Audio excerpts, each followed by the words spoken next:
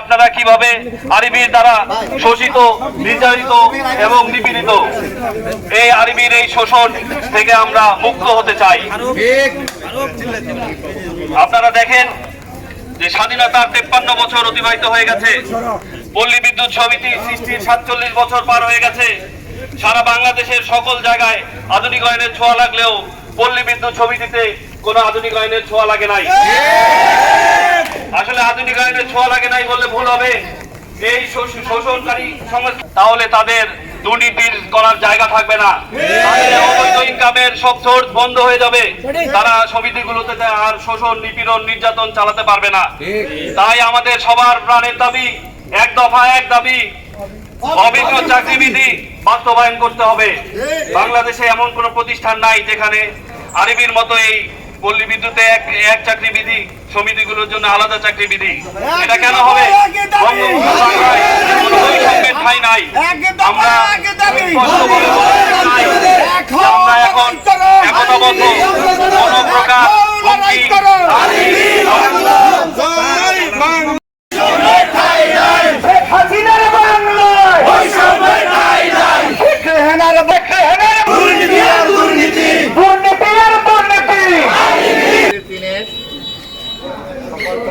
এবং কর্মচারীদের এই কথা শোনা,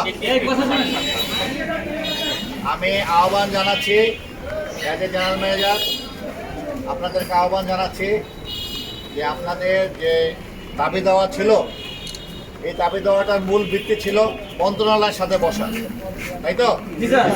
আমরা 30শে জুন পর্যন্ত কাজ করেছি এবং ঢাকা পল্লী বিদ্যুৎ সমিতি 3 আমাদের যে টার্গেটগুলো ছিল সেগুলো সকলের সচেষ্টভাবে কাজ করে আমরা এপিএর যে টার্গেট, সে টার্গেট অর্জনের সমর্থ হয়েছি। এখন আমাদের যেটা কাজ, এটা ক্লোজ করতে হবে। আমাদের 7-8 তারিখ পর্যন্ত লাগে এটা ক্লোজ করতে। এটা ক্লোজ করে তারপরে মন্ত্রণালয়ে তথ্য পাঠাইতে, আরবিতে তথ্য পাঠাইতে, তারপরে আমাদের হিসাবটা হবে যে আমরা প্রকৃত পক্ষে এটাকে অর্জন করতে পারলাম কি পারলাম না। তো এটা আমাদের একটা জরুরি কাজ।